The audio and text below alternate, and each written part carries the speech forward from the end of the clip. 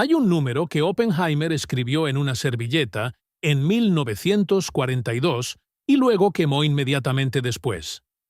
Nadie sabe qué número era. Pero 3 testigos que lo vieron dijeron que Oppenheimer se puso pálido al calcularlo. Uno de ellos, un físico llamado Robert Serber, dijo años después que ese número representaba algo que la mente humana no estaba preparada para procesar. No era la energía de una bomba. Era otra cosa. Algo relacionado con la densidad máxima que la materia puede alcanzar antes de que el espacio mismo empiece a rasgarse. Antes de que la geometría del universo deje de tener sentido. Y si piensas que estoy exagerando, si piensas que esto suena a ciencia ficción, déjame decirte algo que va a cambiar completamente tu perspectiva sobre lo que significa existir. En este preciso momento, mientras lees estas palabras, hay aproximadamente 7.000 millones de billones de átomos en tu cuerpo. Cada uno de esos átomos tiene un núcleo. Y cada uno de esos núcleos es aproximadamente 100.000 veces más pequeño que el átomo completo. Imagina eso. Si el átomo fuera del tamaño de un estadio de fútbol, el núcleo sería del tamaño de una arveja en el centro del campo.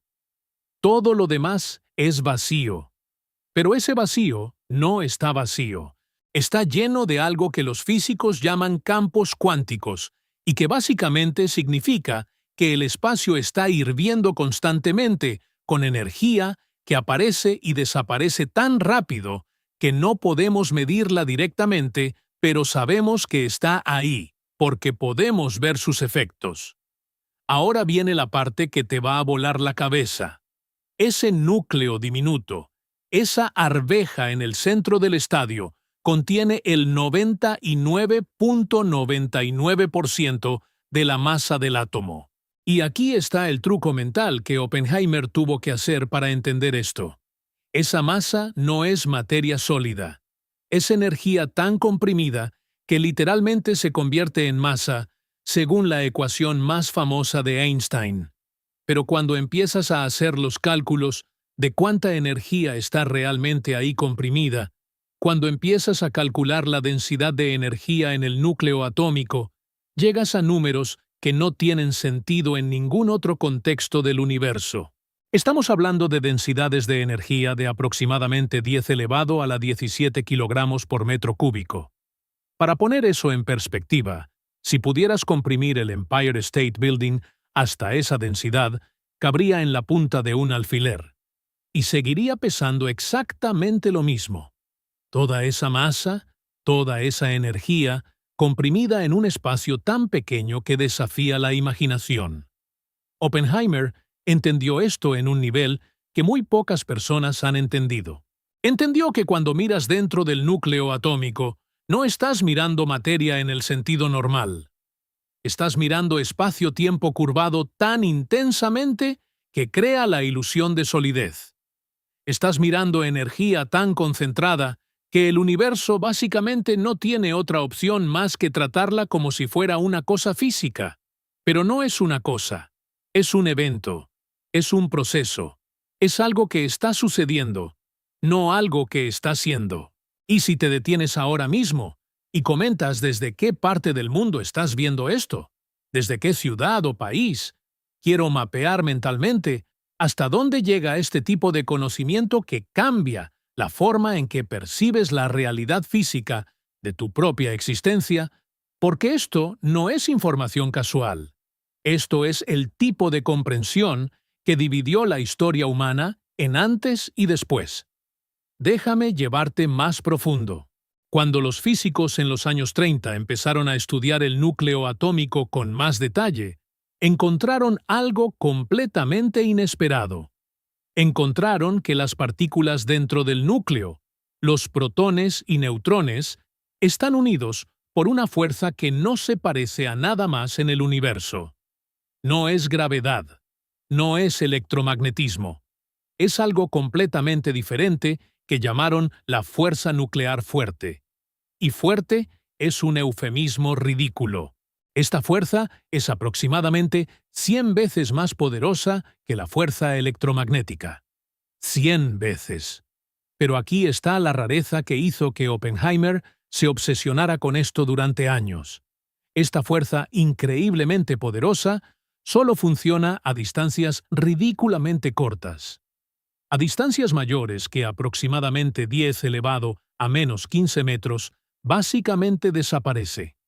Es como si el universo hubiera diseñado una fuerza específicamente para mantener los núcleos atómicos unidos y nada más. Y eso plantea una pregunta filosófica profunda. ¿Por qué el universo necesitaría una fuerza así? ¿Por qué las leyes de la física están configuradas de tal manera que se requiere una fuerza especializada solo para mantener la materia existiendo? La respuesta que Oppenheimer encontró es perturbadora. La materia no quiere existir. En su estado natural, las partículas se repelen entre sí. Los protones tienen carga positiva. Dos cargas positivas se repelen con fuerza electromagnética. Entonces, ¿qué está manteniendo juntos a todos esos protones en el núcleo si se están repeliendo constantemente? La fuerza nuclear fuerte. Pero esa fuerza es como un elástico. Cuando estiras un elástico, almacena energía. Cuando lo sueltas, esa energía se libera. El núcleo atómico es básicamente un elástico estirado al máximo, almacenando cantidades masivas de energía, esperando cualquier excusa para soltarse y liberar toda esa energía de golpe. Eso es la fisión nuclear. Eso es lo que Oppenheimer aprendió a hacer. No aprendió a crear energía. Aprendió a dejar que el universo liberara la energía que ya estaba ahí, atrapada, comprimida, esperando. Y cuando finalmente lo logró, cuando finalmente encontró la manera de hacer que esos núcleos se soltaran todos al mismo tiempo en una reacción en cadena, liberó algo que había estado contenido desde el principio del tiempo, porque esa energía en el núcleo atómico no es nueva. Es energía que se almacenó ahí cuando se formó el átomo. Y muchos de los átomos en tu cuerpo se formaron dentro de estrellas que explotaron hace miles de millones de años. Entonces la energía dentro de ti, la energía que te mantiene existiendo, es literalmente energía estelar. Eres una configuración temporal de energía que sobrevivió a la muerte de una estrella, viajó por el espacio durante eones, se incorporó en un planeta, se organizó en moléculas, se combinó en células y eventualmente se convirtió en ti. Y ahora estás leyendo sobre ti mismo. El universo estudiándose a sí mismo.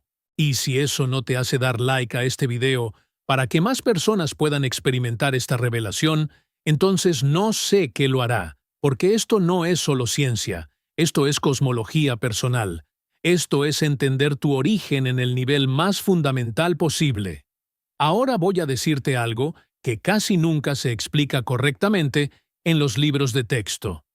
Cuando un átomo de uranio se divide, cuando se parte en dos pedazos más pequeños, los pedazos resultantes pesan menos que el átomo original. No mucho menos. Aproximadamente 0.1% menos. Pero esa pequeña diferencia de masa no desaparece. Se convierte en energía. Y la cantidad de energía que obtienes de esa conversión es absolutamente desproporcionada con la cantidad de masa que perdiste. Un solo átomo de uranio, al dividirse, libera aproximadamente 200 millones de electronvoltios de energía.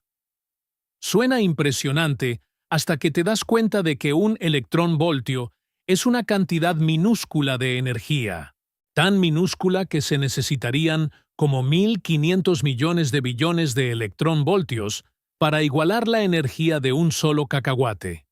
Entonces, ¿cómo es posible que las bombas atómicas sean tan devastadoramente poderosas si un solo átomo libera tan poca energía? La respuesta es escala. La respuesta es reacción en cadena. La respuesta es que cuando divides un átomo de uranio, liberas neutrones. Y esos neutrones vuelan y golpean otros átomos de uranio. Y esos átomos se dividen y liberan más neutrones. Y esos neutrones golpean más átomos. Y de repente tienes miles de átomos dividiéndose. Luego, millones. Luego, miles de millones. Todo en una fracción de segundo. Y cuando multiplicas esos 200 millones de electronvoltios por trillones de átomos dividiéndose simultáneamente, obtienes suficiente energía para evaporar una ciudad. Oppenheimer calculó esto. Calculó exactamente cuántos átomos necesitarías dividir para alcanzar diferentes niveles de destrucción.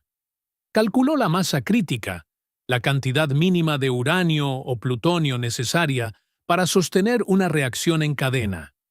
Calculó cómo comprimir esa masa para hacerla más eficiente. Calculó las velocidades de los neutrones. Calculó las probabilidades de colisión. Calculó todo con precisión matemática despiadada. Y luego construyó el dispositivo que convirtió esos cálculos en realidad. Pero aquí está la parte que la mayoría de la gente no entiende. La bomba atómica no es solo un arma. Es una demostración práctica de que E igual a mc al cuadrado no es solo una ecuación bonita. Es una descripción literal de cómo funciona el universo. Es la prueba de que masa y energía son la misma cosa en diferentes formas. Es la confirmación de que el universo es básicamente energía organizada temporalmente en patrones que llamamos materia. Y esos patrones son frágiles, increíblemente frágiles. Con el empujón correcto, con la perturbación correcta, se deshacen. Y cuando se deshacen, toda esa energía que estaba organizada, cuidadosamente, se libera de golpe. Y eso no es solo ciencia. Eso es metafísica. Eso es ontología. Eso es una declaración fundamental sobre la naturaleza de la existencia. Y Oppenheimer lo sabía. Por eso se veía tan atormentado. Por eso citaba textos religiosos antiguos. Porque había tocado algo más profundo que la física. Había tocado la estructura básica de lo que significa ser. Y ahora suscríbete inmediatamente, porque esto apenas está empezando. Y cada semana subo contenido que va más profundo en estos territorios donde la ciencia se encuentra con la filosofía, y donde entender el universo significa entenderte a ti mismo de maneras que nunca imaginaste posibles. Déjame mostrarte algo específico que Oppenheimer descubrió y que cambió completamente su visión del mundo.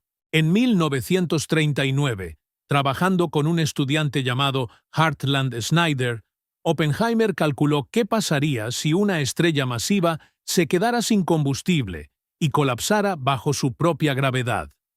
Las estrellas normalmente están en equilibrio. La presión hacia afuera de las reacciones nucleares en el núcleo empuja contra la gravedad que está tratando de colapsar todo hacia adentro. Pero ¿qué pasa cuando se acaba el combustible? ¿Qué pasa cuando ya no hay presión hacia afuera? La estrella colapsa. Obvio. Pero ¿hasta dónde colapsa? Oppenheimer hizo los cálculos y encontró algo que no podía creer.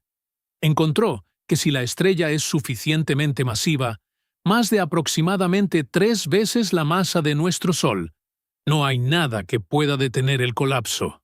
Absolutamente nada. La estrella colapsa hasta convertirse en un punto de densidad infinita. Las matemáticas literalmente dan infinito como respuesta. Y cuando un físico obtiene infinito en sus ecuaciones, eso significa que algo está fundamentalmente roto en la teoría o que ha encontrado un lugar donde las reglas normales simplemente dejan de aplicarse. Oppenheimer pensó que era un error. Revisó los cálculos docenas de veces. No era un error. Las matemáticas eran claras. Bajo ciertas condiciones, la materia puede colapsar indefinidamente.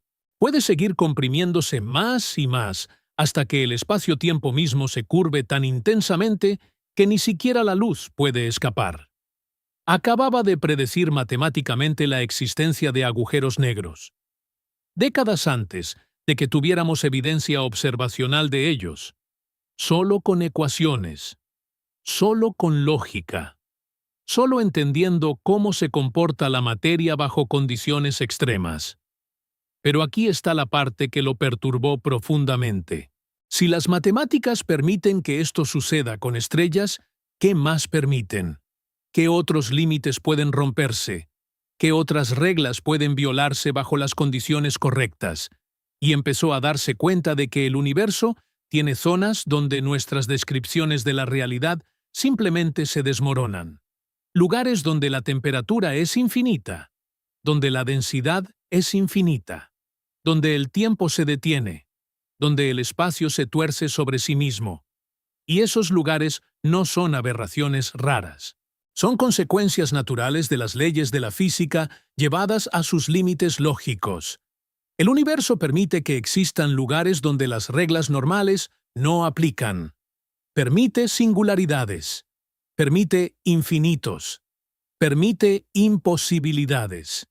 Y eso significa que nuestra comprensión del universo es fundamentalmente incompleta. No es que no sepamos todos los detalles. Es que las ecuaciones mismas nos están diciendo que hay límites a lo que pueden describir. Hay fronteras más allá de las cuales las matemáticas se rinden y dicen, aquí no sé qué pasa. Y Oppenheimer encontró esas fronteras. Las calculó con precisión. Las publicó en artículos académicos que casi nadie leyó en ese momento porque parecían demasiado abstractos, demasiado teóricos, demasiado desconectados de la realidad. Pero no eran abstractos. Eran las predicciones más concretas y específicas sobre los límites de la realidad física que alguien había hecho jamás. Y décadas después, cuando finalmente tuvimos telescopios lo suficientemente poderosos para observar el universo en detalle, encontramos exactamente lo que Oppenheimer había predicho. Encontramos agujeros negros. Encontramos estrellas de neutrones. Encontramos objetos tan densos que cucharada de su material pesaría 1.000 millones de toneladas. Encontramos lugares donde el espacio-tiempo está tan distorsionado que un reloj cerca de ellos corre a velocidad diferente que un reloj lejos de ellos. Encontramos que el universo es mucho más extraño de lo que nadie imaginaba. Y Oppenheimer lo supo primero. Lo calculó primero. Lo entendió primero. Mientras todos los demás estaban preocupados por la física de todos los días, él estaba explorando los extremos, los límites, los bordes. Y comenta ahora mismo qué te parece más inquietante. La idea de que el universo tiene lugares donde las reglas se rompen completamente, o la idea de que Oppenheimer pudo descubrir esos lugares solo con matemáticas sin nunca visitarlos, porque ambas opciones dicen algo profundo sobre la relación entre pensamiento y realidad. Ahora déjame conectar esto con algo que probablemente experimentas todos los días sin pensarlo dos veces. Cada vez que enciendes una luz, cada vez que cargas tu teléfono, cada vez que usas electricidad, estás aprovechando el movimiento de electrones a través de un material conductor. Pero, ¿qué son realmente los electrones?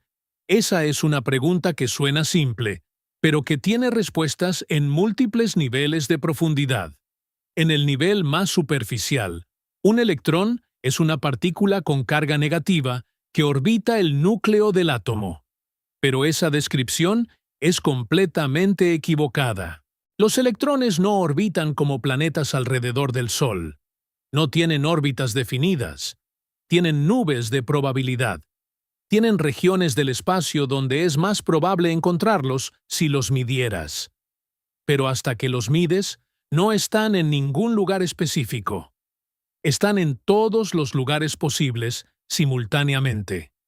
Están en un estado llamado superposición cuántica, donde existen en múltiples configuraciones, al mismo tiempo, hasta que algo los observa y los fuerza a colapsar en un estado definido. Y eso no es una limitación de nuestra tecnología de medición. Es una característica fundamental de cómo funciona la realidad en escalas pequeñas. Las partículas simplemente no tienen propiedades definidas hasta que son medidas. Existen en estados borrosos, estados probabilísticos, estados que desafían toda lógica clásica. Oppenheimer pasó años tratando de entender esto, tratando de visualizarlo. tratando de encontrar una manera de pensar sobre partículas que no son realmente partículas, sino ondas de probabilidad que a veces se comportan como partículas cuando las observas. Y eventualmente llegó a una conclusión perturbadora. No puedes visualizarlo, no puedes imaginarlo, porque tu cerebro evolucionó para lidiar con objetos macroscópicos en escalas humanas. No evolucionó para entender mecánica cuántica.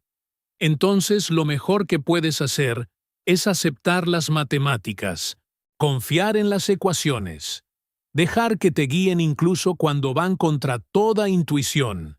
Y eso es exactamente lo que hizo. Dejó que las matemáticas lo llevaran a lugares donde la intuición no funciona. Lugares donde las partículas pueden estar en dos lugares al mismo tiempo, donde pueden atravesar barreras que deberían ser impenetrables, donde pueden estar entrelazadas con otras partículas a distancias arbitrarias y afectarse instantáneamente entre sí más rápido que la velocidad de la luz. Todo eso suena imposible. Todo eso viola el sentido común. Pero es real, es medible, es verificable, y es la base sobre la que se construye toda la materia en el universo, incluyéndote a ti. Entonces, cuando digo que estás hecho de energía, no es una metáfora. Cuando digo que tus átomos existen en estados probabilísticos, no estoy siendo poético. Es literalmente lo que está pasando. Tu cuerpo es una colección de campos cuánticos organizados en patrones que mantienen coherencia suficiente el tiempo suficiente para que experimentes la ilusión de ser una cosa sólida y continua. Pero en el nivel más fundamental, eres una perturbación temporal en el vacío cuántico. Eres energía que aprendió a mirarse a sí misma. Y ahora, dale like, si esto te está haciendo repensar completamente lo que significa estar vivo, porque quiero saber si este nivel de profundidad resuena con la gente o si estoy yendo demasiado lejos en el abismo conceptual. Pero honestamente, no creo que puedas ir demasiado lejos cuando estás tratando de entender la verdadera naturaleza de la existencia. Hay un experimento que se hizo en los años 20 que todavía me vuela la cabeza cada vez que pienso en él. Se llama el experimento de la doble rendija. Tomas una fuente que dispara electrones de uno en uno. Los disparas hacia una pantalla que tiene dos rendijas. Detrás de esa pantalla pones un detector. ¿Qué esperas ver? Bueno, si los electrones son partículas, esperarías ver dos líneas en el detector. Una línea detrás de cada rendija. Como si estuvieras disparando balas a través de dos agujeros en una pared. Pero eso no es lo que ves. Ves un patrón de interferencia. Múltiples líneas. El mismo patrón que verías si enviaras ondas a través de dos rendijas.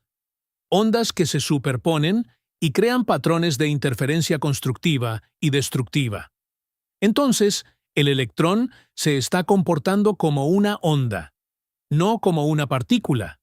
Está pasando por ambas rendijas al mismo tiempo, interfiriendo consigo mismo, creando un patrón que solo tiene sentido si el electrón individual de alguna manera tomó ambos caminos simultáneamente. Pero aquí está la parte verdaderamente extraña. Si pones detectores en las rendijas para ver por cuál rendija pasa realmente el electrón, el patrón de interferencia desaparece. De repente, solo ves dos líneas, como si el electrón supiera que lo estás observando y decidiera comportarse como partícula en vez de como onda. El acto de medición cambia el resultado.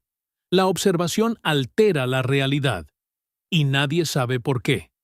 Literalmente nadie tiene una explicación satisfactoria de por qué la medición colapsa la función de onda. Es uno de los misterios más profundos de la física moderna. Y Oppenheimer lo sabía, lo estudió, lo discutió con otros físicos, y nunca encontró una respuesta que lo satisficiera completamente. Porque el universo parece tener esta característica rara donde la conciencia, o al menos la medición, juega un rol fundamental en determinar qué es real. Y eso plantea preguntas que van mucho más allá de la física.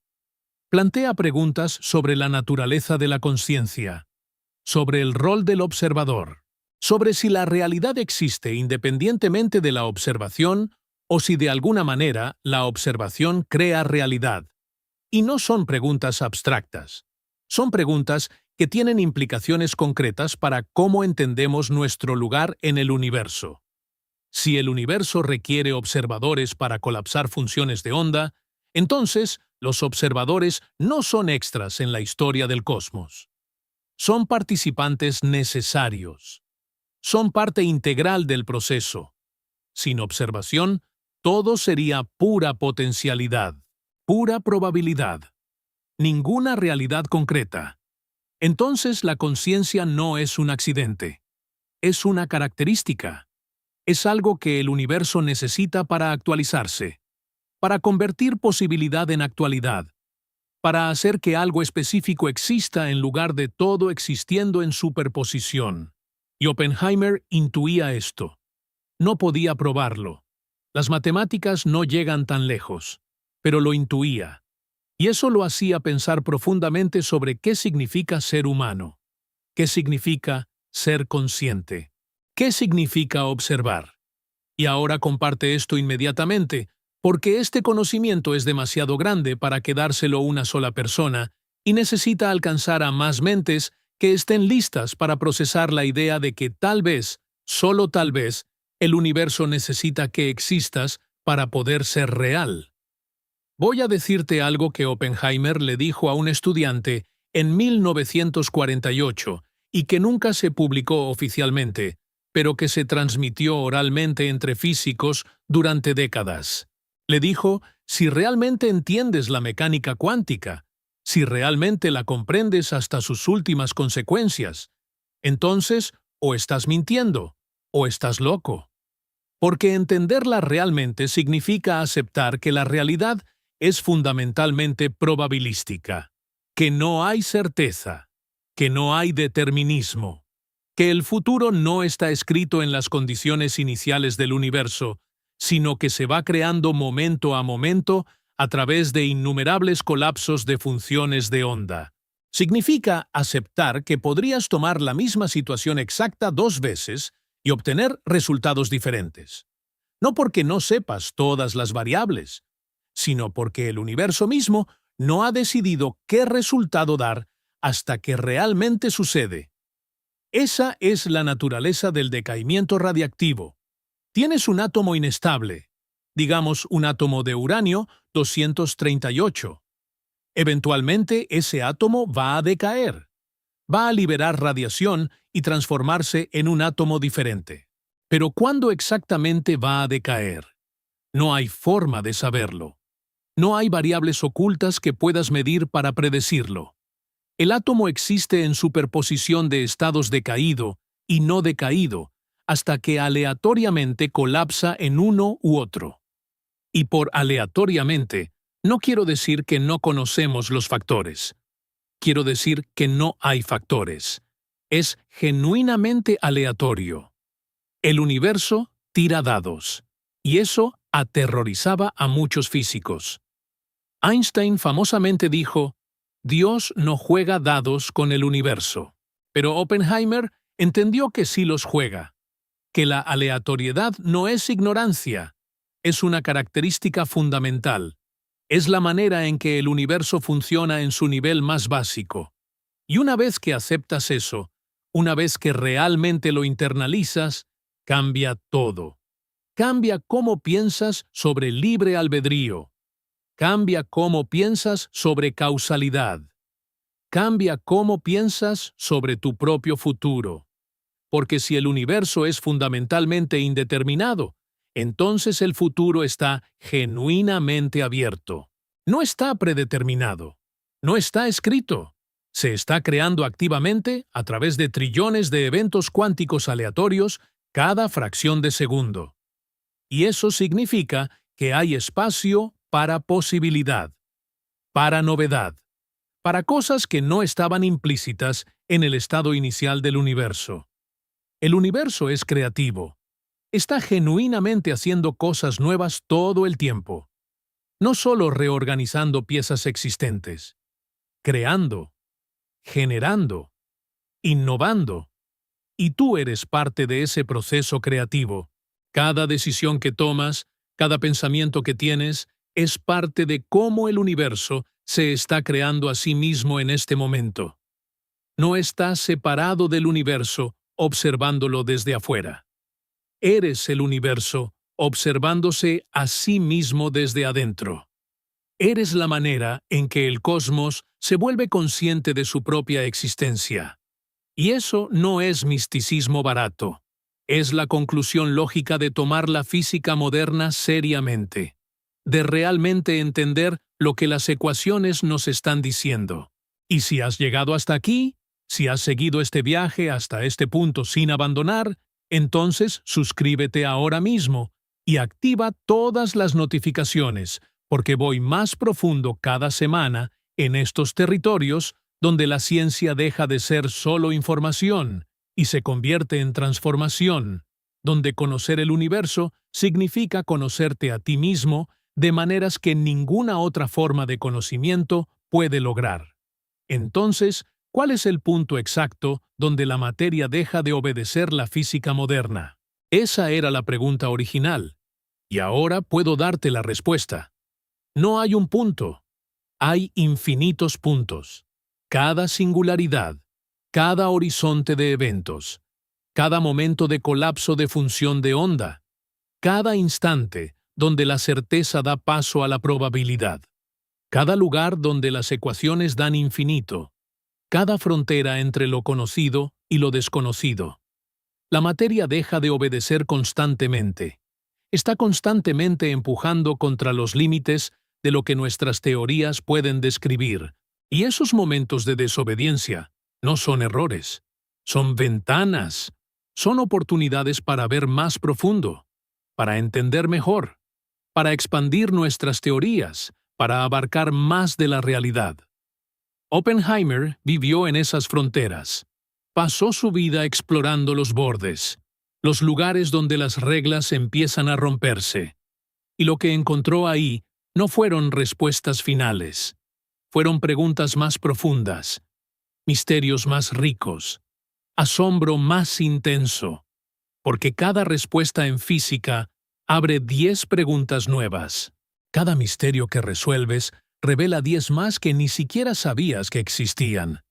Y eso no es frustrante, es hermoso. Significa que nunca terminaremos, nunca llegaremos al final. Siempre habrá más por descubrir, más por entender, más por asombrarnos. El universo es infinitamente profundo, y nosotros, con nuestros cerebros finitos, estamos tratando de comprenderlo.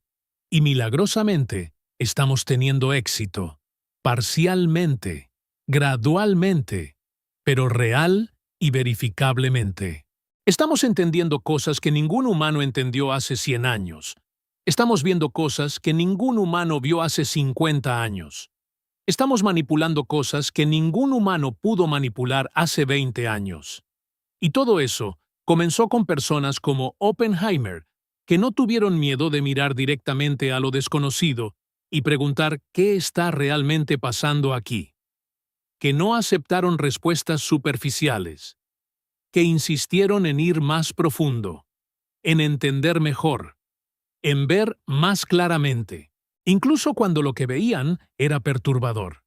Incluso cuando los obligaba a reconsiderar sus posiciones fundamentales. Incluso cuando los hacía dudar de su propia cordura. Siguieron mirando. Siguieron calculando. Siguieron preguntando. Y eso es lo que te estoy invitando a hacer ahora. No tienes que ser físico. No tienes que entender todas las matemáticas. Pero puedes tener la misma actitud. La misma curiosidad, el mismo rechazo a contentarte con respuestas superficiales. Puedes mirar el mundo con ojos nuevos. Puedes preguntarte qué está realmente pasando aquí. Puedes negarte a aceptar que las cosas simplemente son como son sin razón. Puedes insistir en entender. Y cuando haces eso, cuando realmente te comprometes con esa búsqueda, algo cambia. No solo en lo que sabes, en quién eres, porque el conocimiento profundo transforma. te hace diferente, te hace ver cosas que otros no ven, te hace hacer preguntas que otros no hacen, te hace vivir con más asombro y más humildad simultáneamente. Más asombro porque te das cuenta de cuán extraño y maravilloso es todo. Más humildad porque te das cuenta de cuánto no sabes, de cuánto nadie sabe, de cuánto tal vez nunca sepamos. Y esa combinación de asombro y humildad es exactamente lo que Oppenheimer irradiaba en sus últimos años. Esa sensación de haber visto demasiado, de saber demasiado, de entender que el universo es más vasto y más misterioso de lo que cualquier teoría puede capturar completamente. Pero también esa sensación de gratitud, de privilegio, de haber tenido la oportunidad de asomarse detrás de la cortina, aunque sea un poco, de haber visto aunque fuera una fracción de lo que realmente está pasando. Entonces, si quieres honrar el legado de Oppenheimer, si quieres continuar lo que él empezó, no necesitas construir bombas, necesitas mantener viva la curiosidad, necesitas seguir preguntando, seguir buscando, seguir maravillándote, porque en última instancia, eso es lo que somos. Somos la parte del universo que hace preguntas sobre sí mismo. Y mientras sigamos haciendo esas preguntas, mientras sigamos buscando respuestas más profundas, el proyecto que Oppenheimer inició continúa. El proyecto de entender, de ver claramente, de conocer la verdad sobre la realidad, sin importar cuán perturbadora o hermosa o imposible esa verdad resulte ser. Y ahora dale like para que este video alcance a más personas que necesitan ver esto. Suscríbete para continuar este viaje hacia profundidades cada vez mayores de comprensión. Comenta qué parte te impactó más o qué pregunta te dejó esto, porque necesito saber cómo aterriza este conocimiento en diferentes mentes. Y comparte esto con alguien que esté listo para ver el universo de manera diferente, porque este tipo de transformación en la conciencia es contagiosa y necesitamos que se propague. Gracias por llegar hasta aquí. Gracias por tener el coraje de mirar directamente a lo desconocido. Y nos vemos en el próximo video donde iremos todavía más profundo.